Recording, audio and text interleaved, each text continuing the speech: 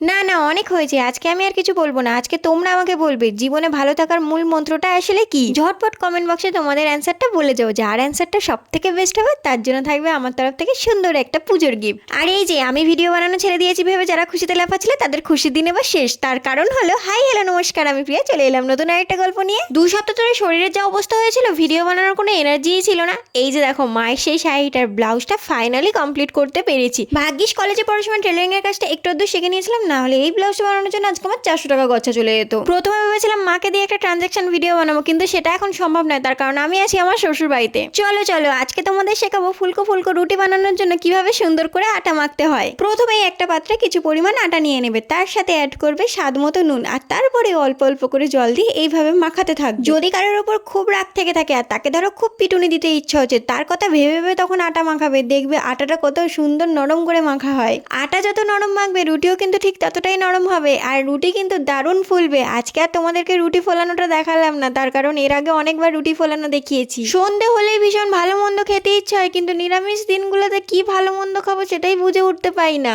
আমার প্রিয় খাবারগুলির মধ্যে অন্যতম একটি খাবার হলো মুড়ি মাখা। চলো চলো, বেশি না বকে রাতের ডিনারটা বানিয়ে ফেলি। আজকের ভিডিও এতটাই। ভিডিও ভালো লাগলে লাইক শেয়ার কমেন্ট করে আমাকে ফলো করে নিও। টাটা।